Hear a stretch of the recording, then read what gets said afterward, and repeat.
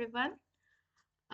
Welcome to Adhyaya Hub. Today we'll see the current affairs for 1st August 2026. So the first article is about the Kaveri water dispute. Generally, article ಒಳಗಡೆ ಬೇರೆ ಏನಾದರೂ ಇರಬಹುದು which is not important for exam. So ನಾನು article related exam pointers ನ ಬರ್ದಿದ್ದೀನಿ. ಅಂದ್ರೆ ಯಾವ್ದು ಕೇಳ್ಬಹುದು mostly in exams, that one I have made it as a pointers and have discussed here. So let's go into the first article. So first article discusses about the Kaveri water dispute. So let's go a little bit into its origin and stuff. So this dispute is over 130 years old. It began with a colonial era water sharing agreement between the Madras Presidency and the Kingdom of Mysore in 1892. It was revised again in 1924.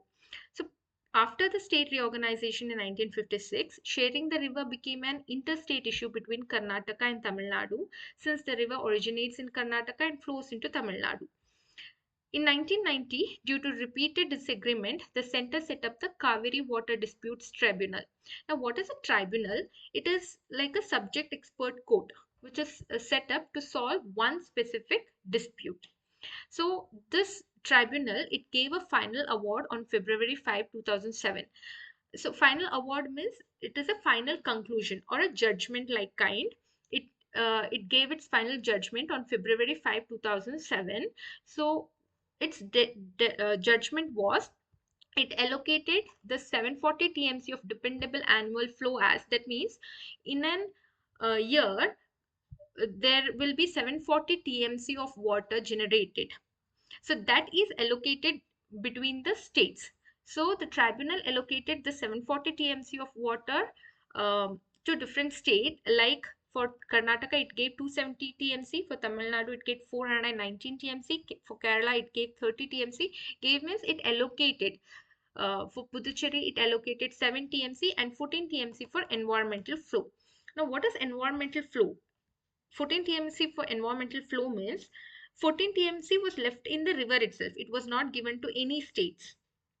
That means nobody can use that water for irrigation purpose, for drinking purpose. It cannot be used. Why? Because to protect the aquatic life, to prevent the river from drying up, or to maintain the ecological balance, 14 TMC of water was not given to any other states. It was maintained for environmental flow. Now, the tribunal gave the judgment, right? And it will be the final one. But this final judgment was challenged by two states, that is Karnataka and Tamil Nadu, because they were not happy with the judgment. They filed a special petition in Supreme Court. Supreme Court heard it and it gave a final verdict on February 16, 2018, and it reduced the Tamil Nadu's share. So it gave an extra of 14.75 TMC to Karnataka, considering the Bengaluru's growing drinking water needs. This verdict is now the final legal basis for water sharing. A new authority was set up to manage the release. So the new two bodies were set up, that is Kaveri Water Management Authority and Kaveri Water Regulation Committee. These two bodies were set up by center. Now they will decide the monthly or periodic water release quantities to Tamil Nadu. Recurring flashpoint every low rainfall year. So whenever monsoon inflow is weak, Karnataka, especially from Mandya and Srirangpatna farmers, they resist releasing water, fearing shortage for their own irrigation and drinking needs. So this has repeated in 2016, 2018, 2023, and now in 2026 also. Now these two bodies who decides the water release to Tamil Nadu had directed Karnataka to release 3,500 cusecs of water daily for 15 days to Tamil Nadu. Whereas in Karnataka, in the KRS dam, there is a water shortage already. So this sparked the anger among the Mandya farmers. And the BJP also supported the protest. So now, according to this article, Karnataka government says it's fighting the matter legally, while BJP and farmer groups keep up ground protest demanding a tougher stance. Some quick facts that we can remember for exams is about KRS Dam. The full form is Krishna Rajasagara Dam, which is built upon or built on the Kaveri River in Srirangpatna Taluk, Mandya district. The tribunal was formed in 1990. It gave its final verdict in 2007, and it was challenged by two states. And in challenged by two states, and Supreme Court gave the final verdict on February 16, 2018. So total Kaveri flow allocated is for Karnataka, it is 270 plus 14.75. Tamil Nadu gets 177.25 after the 2018 cut by Supreme Court. Managing bodies is two bodies, Kaveri Water Management Authority and Kaveri Water Regulation Committee. So I have also included, sorry, it is not opening,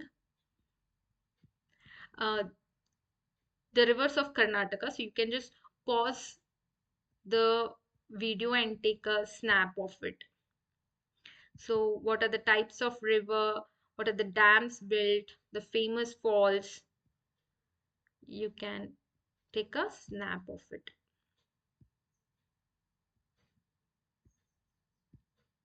Okay, coming to the next article, it is about Indira Canteen. So Indira Canteen completes 10 years. This report highlights the quality control measures being introduced even as construction of new canteens lags. So launch and origin, it was launched by Congress government under CM Siddaramaiah. The first units was opened in Bengaluru on August 16, 2017. Initially it was called as Namma Canteen. Later it was changed into Indira Canteen. It is inspired by Tamil Nadu's Amma Canteen model. First, it was run by BBMP in Bengaluru. Later, it was expanded to other cities and districts. So, according to this, you get breakfast for 5 rupees and lunch and dinner for 10 rupees each meal. The comparable schemes you can see in Tamil Nadu, a similar scheme is there like Amma Unavagam and Amma Canteen. In Andhra Pradesh, we have Anna Canteen. In Odisha, we have Ahar Kendra. The next article says about the comparison between the Manrega scheme and the VBG Ramji scheme. So, the full name of Manrega is Mahatma Gandhi National Rural Employment Guarantee Act, whereas VBG Ramji is Viksit Bharat Guarantee for Rozgar and Ajivika Mission. Manrega was started in 2005 and VBG Ram was passed in 2025. It is just an upgradation of the Manrega scheme itself. It is not a very new scheme. It's an upgradation of Manrega scheme itself. Now, what are those updated things? In Manrega, there is 100 days of work, whereas in VBG Ramji, it is increased to 125 days of work. Funding by center and state in Manrega, it is 90:10. That is, center pays most of the cost, whereas VBG Ramji, center and state share cost more equally, 60% center and 40% state. Who controls the scheme? In Manrega, Gram Panchayats and states have a major role in deciding works, whereas in VBG, it is central government gets more control over planning and implementation. In Manrega, the states cannot stop the scheme, whereas in VBG Ramji, the states can temporarily suspend the scheme for up to 2 months if needed. For example, in harvest season and all, they can suspend the scheme. Administrative expenses, only 6% of funds can be used for staff and administration, whereas in VBG Ramji, 9% of them can be used for allocating more staff, training, and other management. Type of work under Manrega is any unskilled manual work such as road repair, ponds, land development, etc. Whereas here, same kind of work, but it should focus on 4 sectors, that is water security, rural infrastructure, livelihood infrastructure, and climate change mitigation. Planning in Manrega was made mainly at Gram Panchayat level, whereas here it is linked with PM Gati Shakti National Master Plan for better coordination. So PM Gati Shakti National Master Plan, it is a geographical information system. It is a digital based system for better coordination. Wage payment, it is paid directly to bank accounts through ABPS. ABPS means Aadhaar based digital payment. In VBG Ramji also it continues the same. And women participation in Manrega, one-third beneficiaries must be women.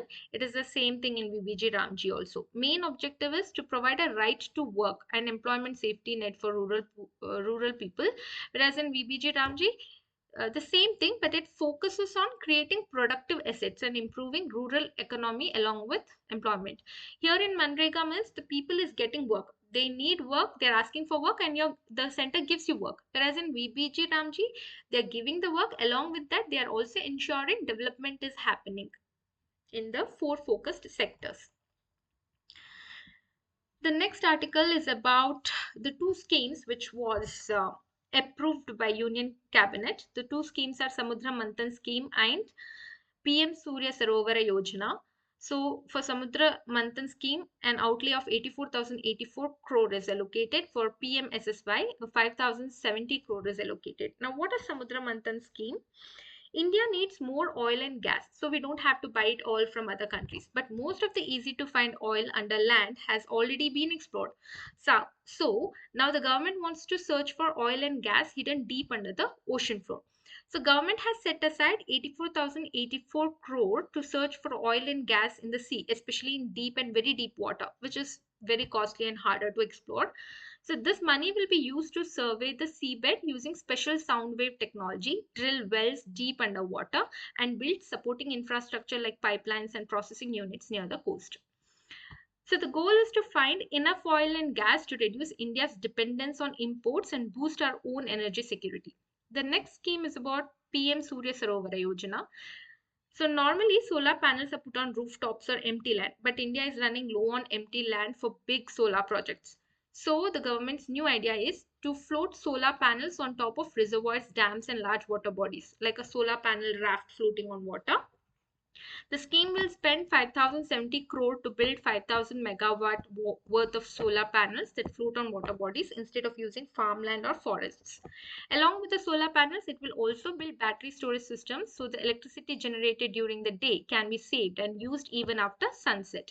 So bonus is floating panels also reduce water evaporation from reservoirs, a nice side benefit for water scarce regions. So if we compare the both, Samudra Manthan is under the Ministry of Petroleum and Natural Gas, PMSSY is under the Ministry of New and Renewable Energy. So the outlay for Samudra Manthan is 84,084 crore, PMSSY is 5,070 crore. The target for Samudra Manthan is 600 plus mm2 reserve accretion. Now 600 plus mm2 reserve accretion means the scheme is expected to add 600 million tons of oil equivalent worth of new oil and gas discoveries to India's reserve. Then under PM SSY, 5,000 megawatt floating solar plus 10,000 megawatt per hour storage is the target. Timeline, it is Samudra Manthan is up to 2030 to 31 and PMSSY until financial year 3033 they are going to, sorry, financial year 33 they are going to support. The theme for Samudra Manthan is energy security and import reduction, whereas PMSSY is clean energy, land free solar expansion. Next article is about the PM Kisan. The Union Cabinet has extended PM Kisan for 5 more years from 26-27 to 2030-31 with a fresh outlay of 3.15 lakh crore. Now, what is PM Kisan? It is a scheme where government directly deposits money into farmers' bank account. There is no middleman, no paperwork hassle. It helps them buy seeds, fertilizers, etc. So, full form of PM Kisan is Pradhan Mantri Kisan Samman Nidhi. It was launched in 2019. So, eligible landholding farmer families get 6,000 per year in 3 equal installments, which is given directly to their bank account.